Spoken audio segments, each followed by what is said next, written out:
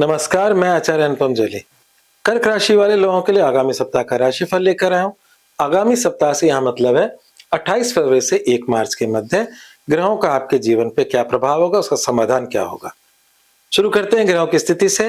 तो हम देख पा रहे हैं कि जो चंद्रमा की स्थिति है मेष राशि से लेकर कर्क राशि तक, मतलब आपकी स्वयं की राशि तक चंद्रमा का सफर है। और जो सबसे बड़ी बात है इस हफ्ते, वो है आपकी 8वीं राशि, मतलब 8वां भाव कहते हैं हम इसे। और ये आपकी कुंभ राशि है। यहाँ से पंचग्रह योग बन रहा है। पंचग्रह का मतलब 4 ग्रह तो यहाँ बैठे ही हैं। मंगल स्वयं 11:50 पे 23 तारीख को यहाँ शिफ्ट हो जाएंगे। सुबह की स्थिति, मंगल की स्थिति ये है। तो पंचग्रह योग पूरे हफ्ते आपको दिखेगा, जो कि बहुत ज्यादा चिंताजनक है। उस पर चर्चा अपन आगे करेंगे। तो यहाँ पर शुक्र, बुध, राहु, सूर्य और 11:50 के बाद मंगल कुंभ राशि में रहने वाले हैं। शनिदेव मीन राशि में, गुरुदेव मिथुन में और केतु सिंह में रहेंगे। अब आपके जीवन पे इसका प्रभाव क्या है? देखिए, एक बात तो पक्की है, चाहे वो जन्म कुंडली हो या गोचर कुंडली हो, कुछ नियम गोचर कुंडली में जन्म कुंडली से अलग होते हैं। परंतु यहाँ एक मतलब समानता ये है दोनों में। वो समानता ये है कि 8वें घर से निकलते ग्रह दोनों में ही कष्टकारी होते हैं। और जन्म कुंडली में तो एक इसे बड़ा रिस्की खाना कहा गया है। और इसमें जब हम गणित करते हैं अपने वर्ग कुंडलियों में, तो वर्ग कुंडली में से 64वां नवांश और 22वां दृष्टांत भी का है। और बड़ा सेंसिटिव पॉइंट होता है जब वहां से पापी ग्रह गुजरते हैं, तो बड़ा मतलब जीवन में कुछ हलचल भी दे सकते हैं। तो मैं कर्क राशि वाले लोगों के लिए पूरा राशिफल बोलूं, उसकी शुरुआत में ही बोलता हूं कि समय ऐसा है जिसमें कोई भी रिस्क ना लें। आप सब लोग ड्राइविंग कर रहे हैं तो संभल कर ड्राइविंग करें। अगर आपका जो साजो सामान है आपके साथ, आजकल हर कोई व्यक्ति एक महंगा मोबाइल अपने साथ रखता है, या कोई भी ऐसी कोई महंगी चीजें हैं, उन पे पूरी नजर रखें, संभाल के रखें, कोई चोरी ना हो जाए। तो एक्सीडेंट, चोरी या कोई बड़ा निवेश, इन सब चीजों पर आपको ध्यान देना होगा। ये पंचग्रह योग आपके लिए थोड़ा सा चिंताजनक है। हाँ, ये पंचग्रह योग देता क्या है? कुछ हिडन चीजें भी देता है। हिडन चीजें का मतलब जो चीज छुपाकर की जाए उसमें कभी कभी सफलता भी दे देता है। तो जो शोर मचाए हुए काम है वो नष्ट हो जाते हैं, और जो बिल्कुल गुप्त रूप से किए काम सफल भी हो जाते हैं। तो ये इसकी थोड़ी सी की है जो मैंने आपके साथ शेयर की है। तो शुरुआत करते हैं स्वास्थ्य, या उससे भी पहले शेयर करते हैं कि इस जो कठिन समय में सबसे ज्यादा चिंताजनक समय कौन सा होगा, जो मैं शुरू में बताया था। समाधान और मूल मंत्र बाद में बताता हूं लास्ट में। तो इसमें आ रहा है 25 फरवरी रात्रि 12:55। तो 25 फरवरी तो निकल गई, उसको भूल जाते हैं।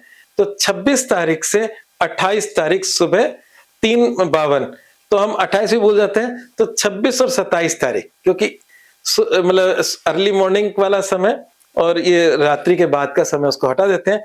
तो 26 और 27 तारीख थोड़ा सा चिंताजनक है। उस समय तो प्रिकॉशंस रखने जरूरी हैं।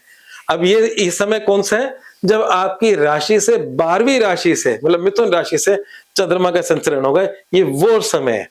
ठीक है, इस समय क्योंकि ये जो 12वीं राशि का जो चंद्रमा जब होता है, व्यर्थ के खर्चे, व्यर्थ की यात्राएं, चिंताएं, टेंशन्स, कभी कभी हॉस्पिटल के चक्कर भी लगवा देता है।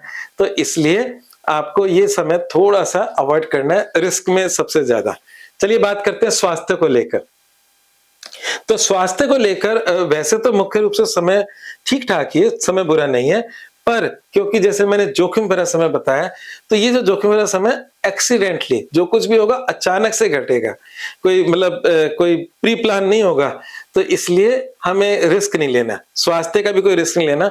अगर आपको लग रहा है कि कोई समस्या उभर रही है, तो तुरंत डॉक्टर को जरूर दिखाएं, मतलब उसमें डिले ना करें। कई बार हम डिले कर देते हैं तो फिर अचानक से कुछ घट भी सकता है। तो हम इस समय प्रिकॉशंस वाला समय रखेंगे टोटली। बात करते हैं करियर, व्यवसाय, नौकरी की और वित्त की, मतलब इनकम की। अगर इस पूरे एरिया को अपन देख लें, जो जीवन का आधार है ना, भूखे पेट तो भजन भी नहीं हो, तो गोपाला कहते हैं। तो इसलिए हमारे मतलब हमारे ब्रेड बटर के लिए जो साधन है, उसमें दो बातें आती है। या तो लोग व्यवसाय करते हैं या लोग नौकरी करते हैं, और तीसरा होता है जॉब वर्क, मतलब कॉन्ट्रैक्ट पे कोई काम लिया, उसको आपने पूरा कर दिया। तो यहां पर जॉब वर्क या जॉब हमारे एक ही एजेंडे में आती है, और बिजनेस दूसरे एजेंडे में आता है कि बिजनेस में व्यक्ति खुद स्वतंत्र मालिक होता है, अपने अच्छे और बुरे का। तो नौकरी और जॉब वर्क वालों के लिए समय इतना बुरा नहीं है, जितना बिज़नेसमैन वालों के लिए चिंताजनक है। तो उसकी बात मैंने शुरुआत में कर दी थी कि अगर कोई बड़ा निवेश है तो अभी रुक जाएँ, इन ग्रहों को छँटने दो थोड़ा-सा, है ना? ये यहाँ परमानेंट नहीं रहने वाले, ये ग्रह यहाँ से आपकी इस मीन राशि में भी आएँगे। तो अभी जो ये हफ्ता है, इस समय कोई बड़ा जोखिम ना लो, कोई मतलब व्यवसाय का।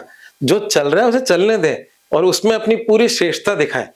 परंतु अपनी तरफ से अगर आपको कुछ बड़ा ही निवेश करना है कि आज सोना और चांदी ऊपर-नीचे हो रहे हैं, चलो इसी में कुछ खेल जाएँ। अच्छा, शेयर मार्केट वाले सोच रहे हैं कि साहब, अच्छा एक थोड़ी-सी और आपको बता दूँ, जो ज्योतिष में गलतफ़हमी चलती है। लोग भाई इस घर को शेयर मार्केट का मानते हैं, जो कि ऐसा है नहीं। मतलब इसको गुप्त धन के रूप में जोड़ा गया है। तो गुप्त धन नहीं है शेयर मार्केट। शेयर मार्केट 5वें से ही देखेंगे हरदम।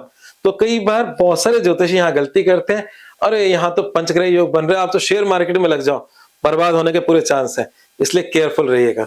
तो बिज़नेसमैन के लिए अभी जैसा चल रहा है उसमें श्रेष्ठता दिखाएँ, कुछ नयापन लेकर ना आएँ, और जो नौकरी पेशा ले लोग हैं, उनके लिए इतनी चिंताजनक समय नहीं है।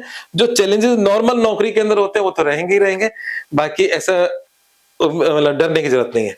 बात करते हैं वित्त की, तो जो समय है, इस समय पे अगर इनकम की भी बात कर लें, या चलो नौकरी व्यवसाय दोनों की बात कर लेते हैं।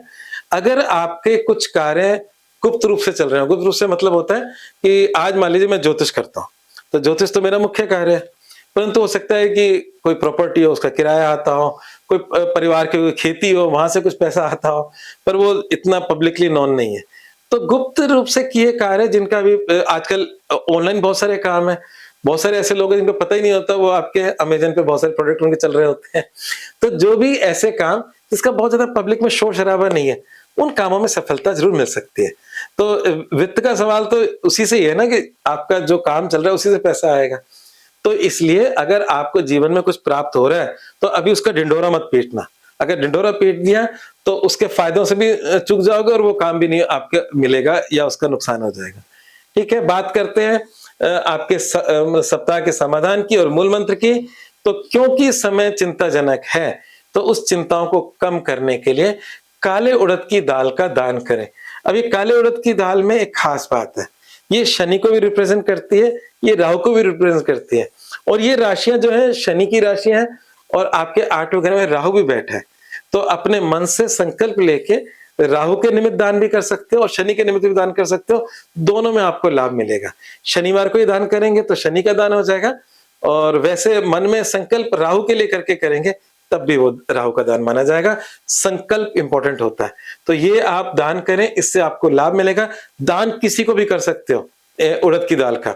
ये आप जरूरी नहीं कि मंदिर में ही करना है या कहीं करना है, आप अपने नौकर चाकर को भी दे सकते हो, आप अपने स्वीपर को भी दे सकते हो, किसी को भी दे सकते हो, मतलब जो भी मतलब नीडी हो, असल में तो जो व्यक्ति जरूरतमंद हो, जिसको जरूरत हो उसको आप दे सकते हो। और बात करते हैं मूल मंत्र का, तो मूल मंत्र पे तो मैंने पूरे टाइम ही चर्चा कर डाली। मूल मंत्र यही है कि किसी भी प्रकार का जोखिम ना लें।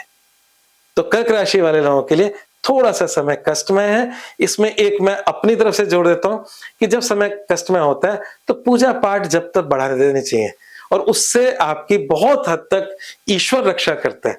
अगर आपके गुरुदेव हैं कोई, तो उनको अपने उनसे आशीर्वाद लें, और अगर आपके कोई इष्ट हैं तो उनकी पूजा बढ़ाएं, इससे फायदा होगा। और वैसे कर्क राशि के लिए रुद्र और रुद्रावतार, शिव और हनुमान जी बहुत ही अनुकूल होते हैं, उनसे आपके जीवन के सारे रास्ते खुल जाते हैं। मृत्युंजय शिव को आप नमस्कार कर सकते हैं, भगवान मतलब हनुमान जी की शरण में आप जा सकते हो। तो इस प्रकार से आपके जीवन के रास्ते खुल जाएंगे और जो बड़ी चिंता है वो समाप्त हो जाएंगी। आज बस इतना ही। अगर मेरा राशिफल आपको समझ में आ रहा है और उससे आपको कुछ हानि से आप बच पा रहे हो या आपको कुछ लाभ हो रहा है, तो जरूर मेरे चैनल को सब्सक्राइब करना और इसको लाइक और शेयर भी करना।